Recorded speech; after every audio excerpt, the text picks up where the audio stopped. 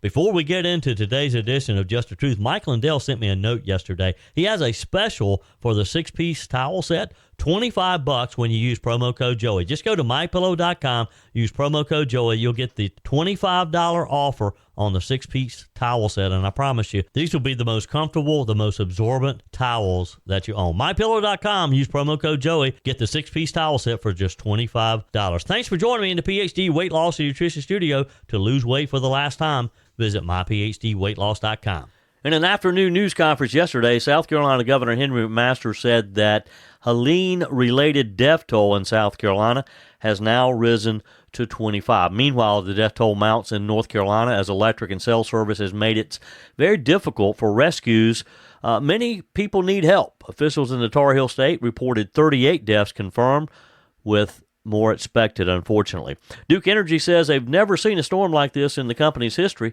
Helene left behind catastrophic damage across the Carolinas service territory, particularly in upstate South Carolina and western North Carolina. We have the latest updates for you from across the Carolinas. In the wake of Helene, finding fuel for your car has been a challenge, with many reporting waiting over an hour to fill up. And Clemson University was blasted by some for holding the weekend football game in the aftermath of Helene. Should they have played football on Saturday? The university has canceled classes for today. I told you we'd be back. And ye shall know the truth, and the truth shall make you free. It's Joey Hudson. I wanted to name it the Joey Hudson Bill, but, they don't allow you to put names on bills. But I wanted to call it the Joey Hudson Bill because I know that one's been near and dear to you for a number of years. That's how it's done. Let your voice be heard. And the truth shall set you free. Here's Joey Hudson. In an afternoon news conference yesterday, South Carolina Governor Henry McMaster said the Helene-related death toll in South Carolina has now risen to 25. The latest announced by the Anderson County coroner, Karen McCall, 60 of Anderson, had driven to pick up a family member on the morning of September 27th when Helene's winds and floods were at their worst. She later was reported missing after her family had not heard from her since 7 a.m. Anderson police detectives tracked her phone's location to the area of Harbin Road in Anderson. Search teams looked for her, but flooding and damage was too extensive at the time. Around 2:30 p.m., authorities using a drone found her Toyota sedan overturned in water, with her inside about a mile from the Harbin Road area. Spartanburg County still has the most fatalities with 6, followed by Greenville County with 5 after another was added to its total yesterday.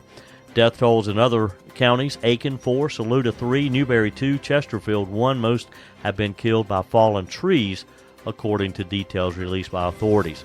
Helene made landfall later September 26 along the Gulf Coast of Florida as a powerful Category 4 storm, then came through a very wide swath through Georgia and up into the Carolinas. Governor McMaster toured the areas over the weekend of Aiken and Greenville. The governor stressed patience as the upstate and other parts of South Carolina continue to recover. He called Helene one of the worst storms he's seen in the area while speaking at the press conference at the Greenville downtown airport yesterday. He said the upstate is likely not seeing anything quite like this, if ever. Days after Helene hit, trees covered streets, traffic lights are out, rivers have overflowed, houses destroyed, and many drivers scrambling to find gas. I'm sure that you have experienced some of this yourself. Hope you are safe. Wow, what a weekend this was, and no end in sight, unfortunately. Still a lot of people hurting throughout the upstate. I know that we have a lot going on politically too, but I think we just really need to focus today particularly on the Carolinas. It's been tough to see neighbors, loved ones, and people we don't even know experience what they've experienced. Some of the photos, the images that we have seen are just unbelievable. Asheville, North Carolina, we'll get into some of the updates on North Carolina in just a few minutes, but that western North Carolina area also just like a war zone. The flooding in that area has just been amazing. As of 6 o'clock yesterday, nearly 830,000 100,000 people still did not have power. Mike Callahan, Duke Energy's South Carolina president, who joined Governor McMaster yesterday, said it would take until potentially October the 4th, later this week, to restore everyone's electricity, though some may get it back sooner, he said. McMaster said, this is one that's going to take patience. Slowly but surely, we're getting the power back on. The governor was joined by a host of others, including Greenville Mayor Knox White, U.S. Senator Lindsey Graham, Representative William Timmons, just a number of politicians posting on X and saying that their offices are going to be working to see that we can get back to normal. I received a text from one of the members of Senator Tim Scott's staff, just checking, making sure that that I was okay, and you know, that's what we do. We check on one another. We try to help one another, and we're going to see right now. We're kind of talking about the stories of people being stranded at their homes. So many businesses closed, but as this unfolds, and as we start getting back to somewhat of normal, and normal is going to be a while, but just getting electricity back, just getting cell service back, getting internet back, we're going to hear some stories of just how human nature and how people help each other. There are already a lot of stories out there, but I think you're going to be amazed at the stories that we'll learn about of people helping one another. Governor McMaster said that the National Guard has been called in. They were called in before the storm, but they have now been activated to help the rescue, because there's still people in some areas that need rescuing. Senator Lindsey Graham compared the devastation and wreckage to a war-torn place. He said, Mother Nature bombed us pretty hard. Senator Graham had a good observation. He said in the future, he is pledging to see that we get funding to have more power lines out of the air and in the ground. He said, quote, when this is over, we're going to sit down and talk about how to bury as many lines as we can responsibly to save a lot, not only lives, but money. And you know, he's right. I can remember several years ago when the discussion of putting more electric lines underground, and of course, and this was primarily in the city of Greenville, it costs a lot of money. It's very expensive. But boy, what we're experiencing now, costs a lot of money as well. Duke Energy told customers September 29th, yesterday, that restoring power could take up to 5 more days, leaving some residents without electricity for a week. Some will be without power even longer, the company said. In a message, text message to customers, Duke said, our crews are working tirelessly to restore power to your area following the devastating damage caused by Helene. We expect to have power restored to the majority of customers no later than Friday evening, with the exception of areas that are inaccessible or unable to receive service. Duke and electric co-ops serving customers across the state have explained the process to restoring power. I've talked with a number of people, not only with Duke, but with some of the co-ops too. Peg and I, our home at Lake Kiowee is serviced by Duke. Our home in Greer is serviced by Lawrence Electric. I've heard from many of you who are served by Greer CPW, for example, Blue Ridge Electric, some of the co-ops.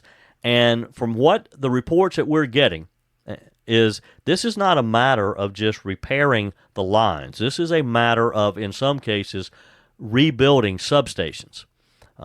Lawrence Electric, for example, I believe the number was 34 substations they have total. And initially following the storm on Friday, they had only about 4 of those substations working. Over the weekend, they managed to restore about half of those, and they are continuing to work. Look, let me ask you to do this. First off, let me ask you to stay home if you can stay home. No reason to be out. But if you are out and about, and if you happen to luck up on a restaurant that happens to be open, and you see utility workers there, buy them a cup of coffee or buy their breakfast. Let them know how much they're appreciated, because these men and women have really worked hard. And I know some of you who don't have electricity, you're thinking, well, I want them to keep working because I want electricity. It's horrible not to have electricity and not to be able to have air conditioning, for example. It got a little warm over the weekend. But they're working, folks. They're working, and some of the photos that you have sent me, some of the videos that you've sent me, and others that I've seen, this is like nothing. As Governor McMaster said, this is the worst we've ever seen in this state. This is more than just some power lines down. There's devastation. There's huge trees that have taken out 3 or 4 electric poles.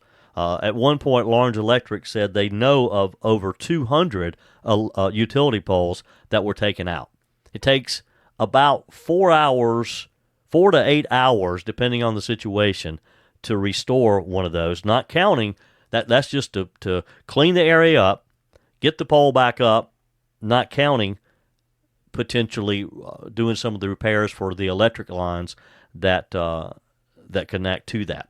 So, folks, I hope I've painted a picture here of just how dire it is in some places. But we're going to get through this. We will get through this. Working together, taking care of one another. Coming up a little bit later, Clemson University getting slammed for having their football game on Saturday. Love to hear from some of my Clemson fans out there. Do you think Clemson should have played the football game on Saturday? There's a lot of opinions on that. We'll share some of that. Plus, what's open and what's not. We have a full list for you. PhD Weight Loss wants you to know, yes, you can. You can get back to your ideal healthy weight. Yes, you can get back into sizes you thought you'd never see again. And yes, you can get rid of that harmful belly fat, all without becoming dependent on medication loaded with side effects. Hi, it's Joey Hudson here. PhD Weight Loss encourages and equips you to lose weight the healthy, natural way and keep it all for the rest of your life. Dr. Ashley Lucas, a licensed registered nutritionist, developed a solid plan that works. Trust me, I lost 30 pounds. You see, PhD Weight Loss removes the guesswork. They literally tell you exactly what to eat each day while you watch the pounds melt away. But they also teach you to think about food differently and to learn to anticipate and navigate situations that make you want to indulge. PhD coaches will teach you to believe finally that yes, you can do it. With no gimmicks or lifelong medications, finally lose the weight and keep it off. Yes, you can. Call today. PhD Weight Loss, 864-644-1900. That's 864-644-1900. Or go to myphdweightloss.com. Your comments are welcome on the Furman Ford text line, 864-477-JOEY. That's 864-477-5639. Emails always welcome, joey@joeyhudson.com. I gave you many of the updates from South Carolina. Let's take a minute and talk about our neighbors in western North Carolina. Wow, what a tough. We think we had it bad in South Carolina.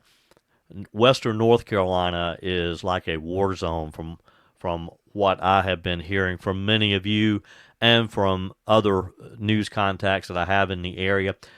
Their death toll is certainly higher so far than South Carolina. Dozens were killed by the powerful floods. Western North Carolina, they had a lot of the wind damage and all that we had in South Carolina, but they also had extreme floodings, powerful flooding in areas of North Carolina. Hundreds of others are missing due to simply a lack of communication, because just like we have had no internet, no electricity, the cell networks are not that great, they've had the same things to contend with in addition to the flooding. So as Helene sent rivers surging in some of those mountain areas, some of those valleys, that torrential rain coming through, swelling those rivers, some dams bursting, bridges just being washed away, parts of roads, Interstate 40, parts of Interstate 40 near Asheville just washed away. And it is just devastating, and it has affected people in much different ways than what we have experienced in South Carolina, from the standpoint that it is literally isolated areas. You can't get to some areas in North Carolina to help people if you want. North Carolina Governor Roy Cooper said he too had a news conference yesterday, just like our emergency preparedness folks did yesterday as well, under the direction of South Carolina Governor Henry McMaster. North Carolina Governor Roy Cooper said yesterday, quote, "This unprecedented storm dropped 10 to 29 inches of rain across the mountains, causing life-threatening floods and landslides."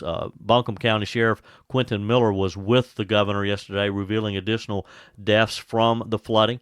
He said that, unfortunately, the death toll may continue to rise as emergency first responders eventually get into some of those areas that they're not able to as well. Sheriff Miller said, "We have another devastating update. We now have 30 losses due to the storm. We're still conducting search operations. At least 38 people have died in North Carolina, counting other areas, according to state and local officials." President Joe Biden approved a major disaster declaration for North Carolina on Saturday, which allows additional FEMA resources to be used for the cleanup and recovery process. More than 800 FEMA staff are deployed across states affected by Helene, with distribution centers and equipment set up. Buncombe County Water Resources Authority have been closely monitoring the Bee Tree Lake Dam, but said it continues to function as designed with water coming through the spillway. You've had... But as I mentioned, flooding has cut off access to supplies for a lot of North Carolina. Fuel, food, water are in short supply, causing tensions to run high. I mean, you think you had to wait in a long line to get fuel in Greenville, Spartanburg, Anderson, Pickens, Oconee over the weekend, in Buncombe County and Henderson County, Polk County, all through there. It got really bad. Local media reported arguments breaking out at gas stations and lines literally miles long.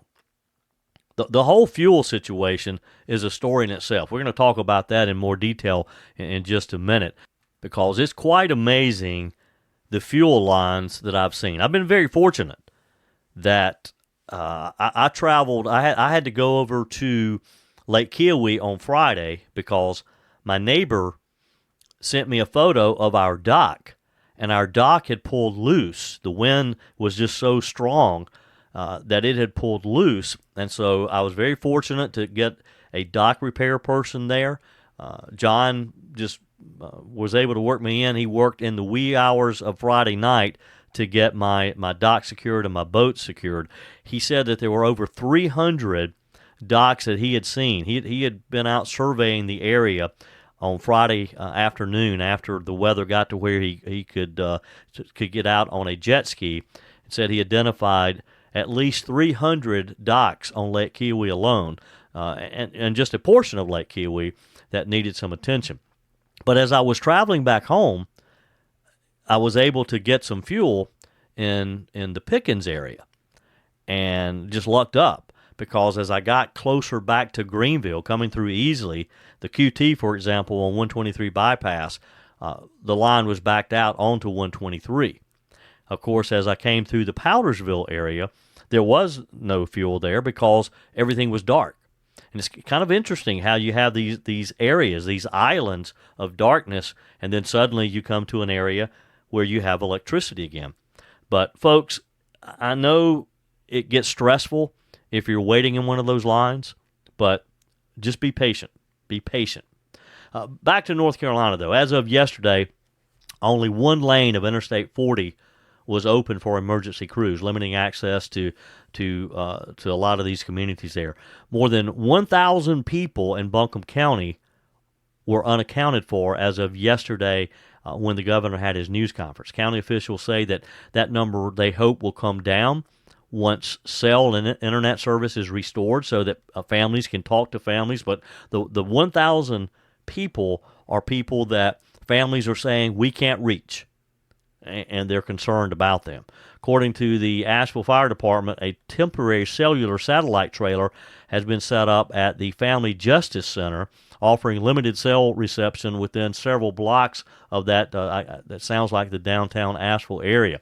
T-Mobile is deploying additional teams with cellular and charging trucks to Fletcher and Greenwood, North Carolina. The trucks are expected to arrive today to help people have that communication feature. Verizon reported slow but steady progress in restoring service to their western North Carolina towers. Yesterday, the company deployed a cell-enabled tethered drone to Asheville and mobile cell sites. More than 200 people were rescued in western North Carolina over the weekend. Rescue operations continue. Since Friday, county emergency services say they have responded to more than 3,300 calls for service. So again, when you hear of Verizon and T-Mobile and some of these cell service, it's crucial that we get cell service restored so that people who are cut off in those mountains can contact their family, can reach out and get the service they need. Of course, Asheville is a popular tourist area. A lot of people come there to see the historic Biltmore Village, which was underwater. The Swannanoa River flooded, sending water into the village, destroying first floors of many of the buildings. You've probably seen some of the images and some of the video that you can just see the roof lines. We just have to particularly pray for everyone who's been affected by this horrible storm, especially that western North Carolina area. Your comments are welcome on the Furman Ford text line, 864-477-JOEY. That's 864-477-5639. Email's always welcome, joey@joeyhudson.com. Whether you're replacing a broken appliance or maybe you're just upgrading, you're totally remodeling the kitchen, when it's time to get those new appliances, when you're ready for them, you don't want to have to wait weeks or even months to get started using them, right? Well, that's not the case when you shop with my friends at Discounted Appliance Warehouse. With over 11,000 square feet and 1,500 appliances at any given time, you can buy today and use today quite often. I'm talking about shopping with my friends at Discounted Appliance Warehouse in Pickens. It's worth the short drive over to Pickens.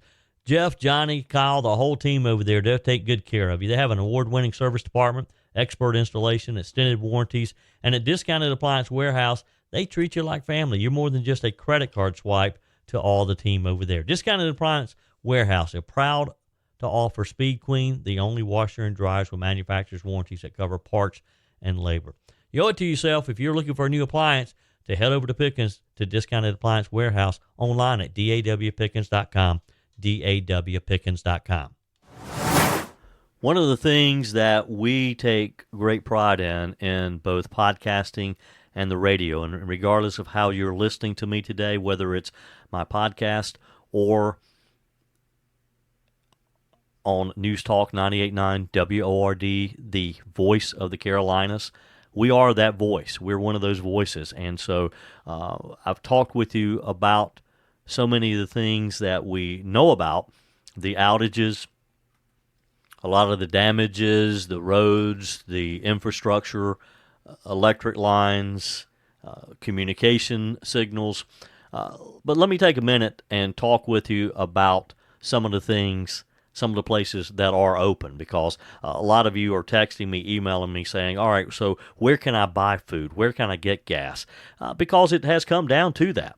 I mean, a lot of people in certain areas, they're just not quite sure where they can get some of these things. So let's take a minute, according to some of our findings, and you can go to our website at the radio station, 989WORD.com, 989WORD.com. I share it on my social media sites too, so find me on Facebook, on X, Instagram, all of those. You can find it on there. We're going to share it as many places as we want, because a lot of the upstate and western North Carolina remains without power. Some businesses do not have power, may not have power restored, just like some of you may not for until later in the week. This includes grocery stores, gas stations, restaurants. So here's a quick rundown, a quick list of some of the places that we have been able to confirm that are actually open. And again, you can find the entire list at 989WORD.com, and we'll continue to update it throughout the day as well. In downtown Greenville, you have McCoy Noodle House that is open for business. A lot of the places out in the Five Forks area, grocery stores, for example, Food Lion, Publix, that is open. The Publix on Fairview Road is open.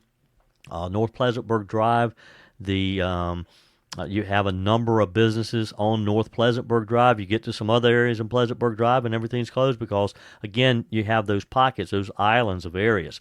Pelham Road, seems to be a good area as far as that strip between 85 and back where you have like Chick-fil-A, you have Lowe's food. Lowe's, we were able to stock up on some things there. They were only taking cash, for example, though, because they don't have internet service. They can't process credit cards. So if if you're going out to some of these places, take cash with you. If you are able to, if your bank is open, if you're able to find an ATM, go ahead and get some cash. Keep some extra cash in your pocket now, because so many of these stores cannot process your credit card.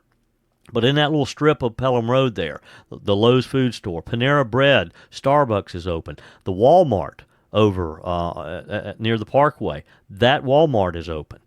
Then you go on over to Roper Mountain Road in that area. The QT is there. QT on Rushmore Drive is open.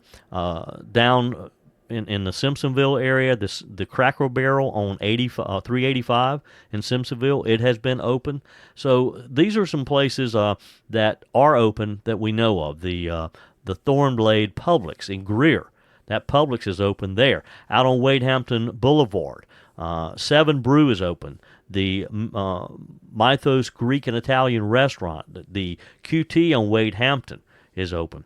I'm being told that the Walmart over on the White Horse Road in the Berea area of Greenville, that Walmart is open. The QT on Woodruff Road, Target on Woodruff Road, Yard House, the restaurant out on Woodruff Road. Peg and I were able to get some breakfast at another Broken Egg there. So those are some places that are open. And again, you can find the entire list, and we're updating it throughout the day on 98.9 WORD. Again, I'll be sharing this on my Facebook and other social media too.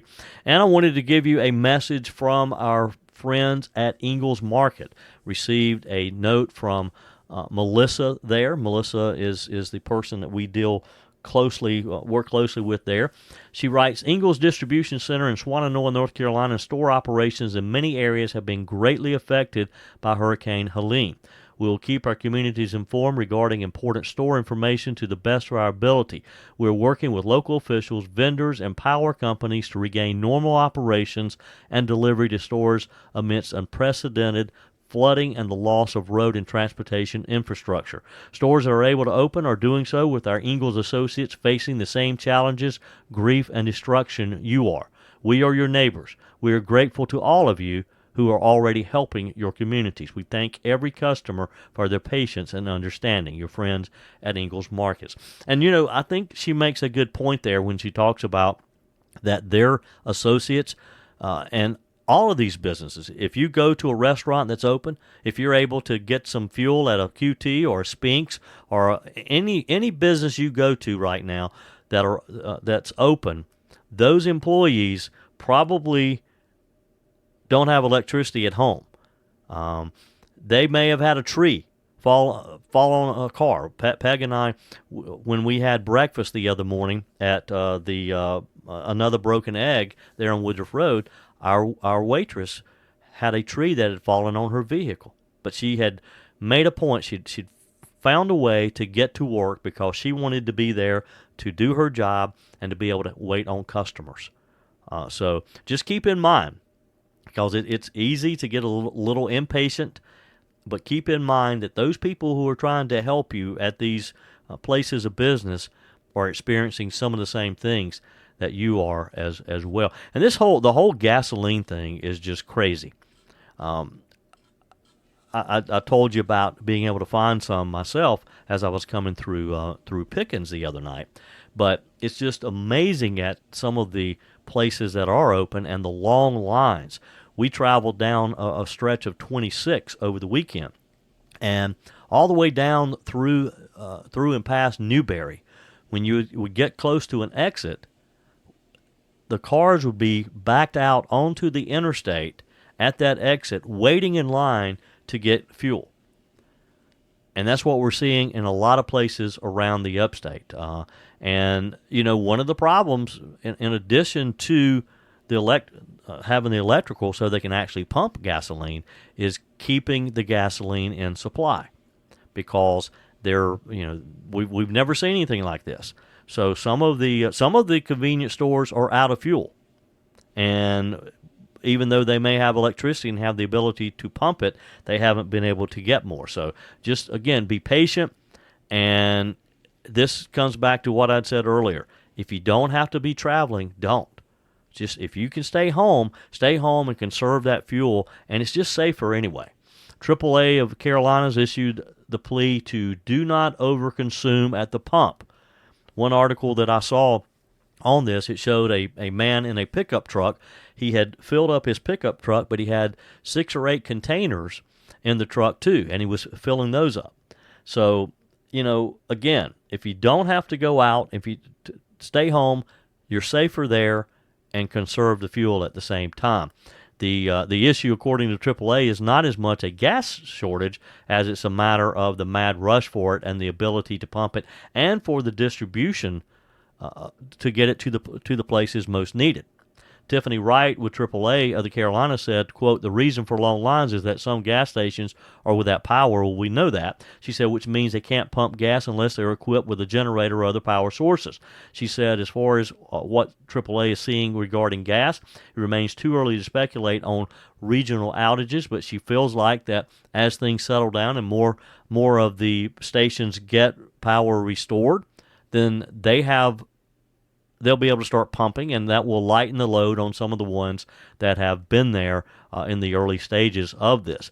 But again, there have been a number of stories of people losing their tempers and fighting with one another, literally over someone breaking in line. One story that was written about by the Post and Courier, for example, it says, waiting in her blue-gray Kia Sportage, Tara Brady had been in line for close to half an hour at the Greenville Street Shell Station in Anderson. She had braved the storm relatively unscathed, a power outage, a few downed trees on her property, but none hitting her home. Her Saturday morning began in Duncan, 45 miles away, up Interstate 85. Brady's 84-year-old father-in-law stayed at her home the night before because his electricity in Anderson was also down. She was returning her relative to his home. Along the interstate, she watched her fuel tick down as she scorned exits with long lines. She knew she had enough gas to take her father-in-law home, but not enough to return. When she joined the Shell station line, her car had 30 miles to go. As she approached the front, she was approaching 24 miles left in the tank. It was almost Brady's turn when Brad Bell walked up to her car. He was wearing a loose-fitting, partially button collar shirt. Bell said he was worse off than Brady. His car was below empty. He later explained that he was turning his ignition off every time he stopped to conserve fuel in order to be able to get to the front of the line. Brady was ready to let Bell hop in front of her when another woman in line got wind that what was happening. She would not allow it, they said. She yelled, "Southern hospitality, my rear end. I'm from New Jersey."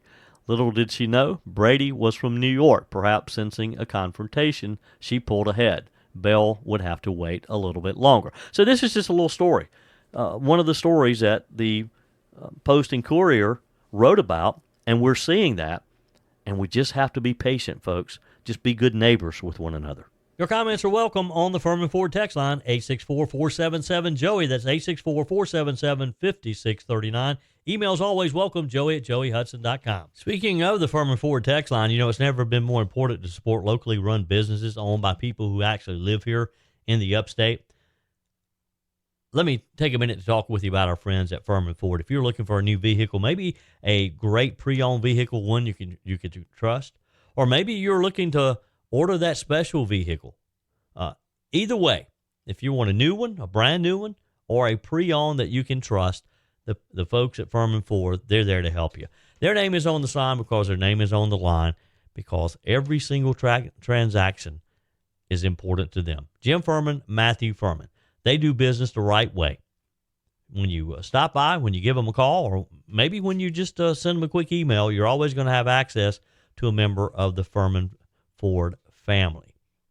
And by the way, they also offer great service, and you're not going to have to wait weeks and weeks to get it done. And you do not have had to purchase your vehicle at Furman Ford. Doesn't even have to be a Ford. They service all makes and models. Visit my friends at Furman Ford online at furmanford.com, furmanford.com. On our text line, Jordan writes, "Hello, Joey. Hope you're well and safe. We weathered the storm better than most, I would say. Myself and my children are safe. Our power company is Lawrence Electric, and we're told at least 3 to 5 days. So this would be my thankful story. I hope all are safe and well. We're South Carolina strong, and after the storm, we all loaded up with chainsaws and straps to clear the roads in our little town. Sometimes the big issues don't matter when disaster hits, and it's heartwarming. Everyone be safe and keep our state in your prayers." Jordan, thanks for that message. We all need to hear that, and that's sort of the attitude that we all need to have, that I've been trying to talk with you about today, is that just help one another, be patient, and know that we're going to get through this. We're going to be able to come out stronger than ever. Someone sent me a note here where when we're talking, I talked with you a minute ago about our friends at Ingles Markets and how they're working hard to be able to get their stores open and to be able to help get food and get the things that we need supplied. Businesses are all chipping in, trying to do their part. The Haywood Mall Area Director of Marketing and Business, Brandy Crow, posted, "The community's widespread devastation has been hard to see. Thousands of upstate residents face power outages. Many confront significant property damage or loss of their homes, and lives have been tragically lost. Haywood Mall stands committed to facilitating community recovery. Toward this goal, our parking facilities are hosting the industrious linemen diligently working to reinstate power services for local residents." And she included a photo of their parking area just full of trailers, full of supplies to get those substations and those power lines back in store. So I'm going to get in trouble here, but I really do want to hear your thoughts on this. The Post-Courier really took Clemson to task over the fact that they went forward with playing their game on Saturday against Stanford. They write, "Just 24 hours before kickoff, the night sky was illuminated with the screens of Death Valley, the brightest light visible for miles into eastern Oconee County, where traffic lights and homes remain dark. And as upstate recovers from what is now known as a historic and catastrophic storm, the one thing many locals struggle to understand is why Clemson University would invite 80,000 people to the 8-square-mile city and strain its resources while thousands are struggling to meet basic needs." Good question. They go on to write, "The area around campus recovered quickly from the storm, becoming a hub of traffic and activity as students and locals alike flocked to the stores and fast food restaurants for meals, gas stations to fuel the generators, and ice to keep groceries from ruin. Those same resources, ice and gas, are tailgating staples for the tens of thousands of fans who flood campus during their home games. Social media posts showed mile-long lines to get gas and people trying to refuel generators pulling up to the empty stations after the tailgaters made their way to campus." The Central Mayor, Andrew Beckner, said via a text message to the Post-Courier, "Frankly, it's unconscionable that a land-grant university is willing to imperil thousands of people in its community for the sake of thousands of visitors to its football stadium. My neighbors are angry. I am angry." What do you think? Should Clemson have postponed that game over the weekend? Love to get your text messages. Your emails are welcome, joey@joeyhudson.com. Should they have played, or should they have postponed it? Clemson City Administrator Andy Blondo said that he could tell from recovery conversations with Clemson University that it was always game on for homecoming. He said, "We suggested putting it off a day, rescheduling, but they discussed how prepared and recovered they were on campus," Blondo told the Post-Courier. "I don't think they looked beyond the borders to see how we were doing over here." Clemson Mayor Robert Halfacre said his energy would remain focused on helping the community. Asking why and how this happened is a conversation for after basic necessities have been restored. Halfacre said via text, "Do I love that we have tens of thousands of people descending on our city as we are trying to assess and repair the damages from the storm? No, of course not. However, a lot goes on behind those decisions, and I'm not going to pretend to understand what the university had to consider. Once our community has recovered, we'll begin the process of reassessing and planning ways to better manage these rates and disastrous situations." Clemson University spokesperson Joe Galbraith said that the decision to hold the game came after a detailed evaluation of the impacts of the storm, with a primary focus on the ability to safely host our opponents and fans on campus. The university largely is powered by Duke Energy, according to Clemson, said it did not request priority service restoration. Its main service lines are largely underground, reducing issues if the substations that serve campus have power. Galbraith said after the storm, we assessed lines to our substation. They were still active, but 2 main breakers at the Duke substation had tripped. We notified the substation manager, and power was restored shortly. The university has since decided to cancel all classes today with the idea that they will do an update sometime later today as to tomorrow and the rest of the week. So they canceled classes today, but they had the football game on Saturday. You tell me. And I want to hear from my Clemson fans out there. Some of you probably went. Was it the right thing to do? Now, the argument in favor of having the game, of course, is, we had 80,000 people who came and gave a little boost to the Clemson economy in a time that was very bad. They came and they spent their money, which helped local businesses who are struggling. Allison Wells is a Clemson alumni, lives about a mile from the campus in a neighborhood with one access road, said she was dumbfounded by the university's choice. Speaking to the Post and Courier, she said, the fact that they're having a football game when we don't have access to power or food is baffling. But by all means, let's bring tens of thousands of people in to use up what few resources are available. And she cited ice, gas, hot food, electricity to play football. She said, I never thought the university would do something so callous and rude to the people who have supported it so ardently. Was it callous and was it rude for Clemson to have continued to have their game on Saturday? Now, the other part that you could use in argument that Clemson did more than just play football, ahead of the game, the university announced that it would open some of its facilities to the public to charge their phones, to get hot meals and hot showers. Especially Meadow Rose residents who were trapped inside of their neighborhood can't access those resources. Some said it's too little too late. One person commented, the university mentioned the fans and not the community in their decision. And I guess we'll help the peons after the game came through loud and clear. What a ridiculous statement. Another said, not much of a statement. Another said, after reading the university's offer, of course it would have been weird to simply say the truth. It's all about the money. Another compared Clemson University's response to its neighbors in western North Carolina, where the Appalachian State game was, in fact, canceled. There'll be a lot more as we continue this week and we see these utilities restored, the roads cleared, and really start assessing the damage. Again, we just need to help one another and pray for one another for sure.